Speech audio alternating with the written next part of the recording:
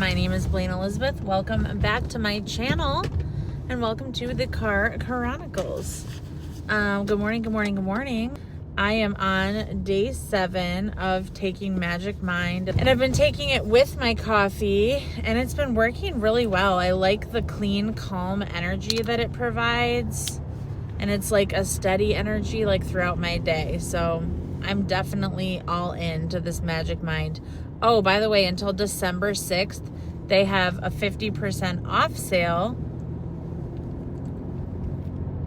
And if you use my link, then you can get 50% off your first box. And the code is Blayne BF, Blayne Black Friday, Blayne BF.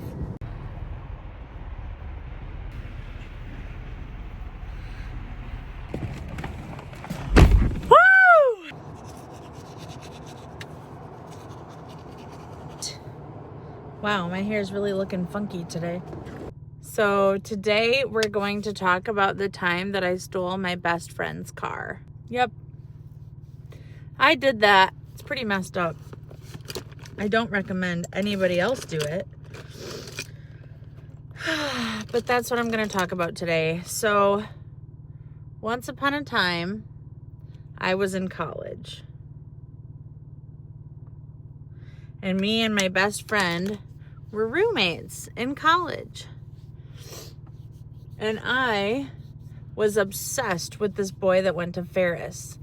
Ferris was like 45 minutes away from where I went, which was CMU. Central Michigan Avenue. No. Central Michigan University. Whoops. Okay.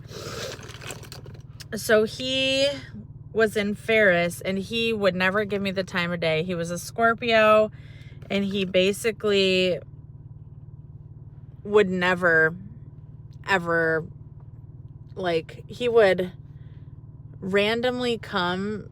He came to CMU, I want to say once or twice to see me, and we did ecstasy together. And one time he randomly asked me to come to Ferris. And like I said, he would never give me the time of day. So I'm like, I have to go. I'm going. Here I come. I'm on my way. But I had an issue. I did not have a vehicle. So let me paint the scene for you. I lived in the dorms, the all-girls dorms. I think it was called Beto Hall. And it was connected with other male dorms. So it was like an X. And the female dorm was over here, Beto, and the male dorm was over here, Thorpe. And then there was another female dorm over here and a male dorm over here, Merrill. I can't remember what the other female dorm was. And then in the dorms, you had 2 roommates per side. So me and my other friend, we'll call her Lala, lived on one side. And then my bestie and then another girl that randomly got put with us that we ended up loving, lived on the other side. And my bestie had a car because she worked hard. She always had jobs, and she worked hard for her shit, and she kept her shit like in good condition. And we weren't really like, she was my bestie, but like we were distant at this time because I was doing drugs and she wasn't. And so she was kind of trying to like keep herself safe and like separate from me. And I was just, you know, on a very destructive path. Yeah, we'll just say I was on a very destructive path. And so she was sick. She was sick one day. And she had taken like NyQuil or Robitussin or basically something that makes you pass out. And I went and talked to her, and I was like, Nicole, we'll call him Jimmy. Jimmy really wants me to come to Ferris, and this is a once in a lifetime opportunity. What do you think? Obviously, I knew that she was incoherent and sleeping because of the NyQuil. So I didn't, like, I talked to her, but I knew that she wasn't in her right mind. And then I took her keys and I went to Ferris. And when I got there, the guy was so drunk that he barely even knew that I was like there, and he wasn't like answering his phone. It was just a whole hot mess express. And then at like 4 or 5 in the morning, my best friend realized that I took her car and like was calling me, and I was ignoring her calls, sleeping with this guy. And then she finally called her mom, and her mom called my phone and was like, you need to return her car right now or I'm calling the police. And I was like, okay, I'm on my way. I'm going to drop it back off right now. I'm on my way. But just like, what a shitty person and shitty friend I was. Like, I was literally the worst, and I can't believe that she still loves me to this day. I actually did a vlog where we were at her house, and the kids were trying on our old dance costumes because we used to dance together. So thank God she still loves me and like forgives me for all of the bullshit that I put her through. But yeah, I definitely did that. I can't believe I stole her car. Like, what in the entitled ass bullshit what is wrong with me, you know? And like, I don't know if I was actually on Adderall this night or not. So when I was at CMU, I wasn't like full blown addicted to heroin or pills yet, but I was taking Adderall all the time. And like, Adderall was my love. Adderall was everything to me. Like, I needed to have it to function. I tried to convince my doctors to put me on it, and of course they would not. But when I took Adderall, like, I felt perfect. I felt like I could accomplish anything. But then I just needed more and more and more to function and to stay awake.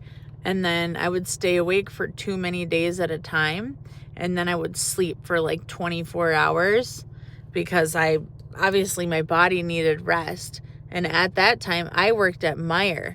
I don't know if there's any Midwestians out there, but Meijer is just like basically Walmart. And that's where I worked. And I worked there for a while, like a long time, until like I kept sleeping in and I would miss my whole entire shift. Like, I would just wake up like, oh wow, it's 8 o'clock. It's time for me to clock out of my shift. And eventually Meijer was like, yeah, you've had way too many no-call, no-shows, and we've got to let you go. And I was like, honestly, like, I understand. I'm a terrible employee. I wouldn't keep me on if I were you either.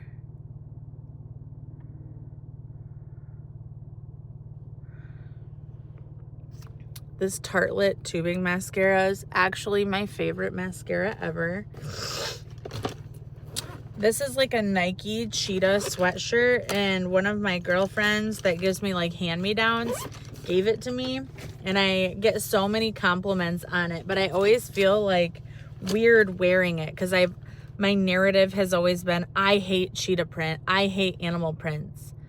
But now I'm like, I don't mind. Like, I look kind of cute in a cheetah print. I look kind of cute.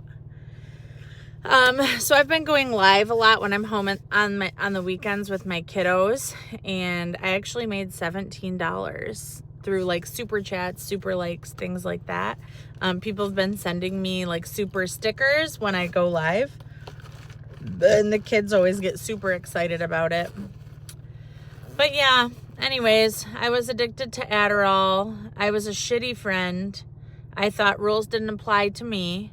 I was always trying to find like the easy way out or the loophole to life. Like, I was just looking at all of these people like going to college and going to school and studying and working really hard. And I just didn't have it in me. Like, I wasn't ready to settle down in life yet.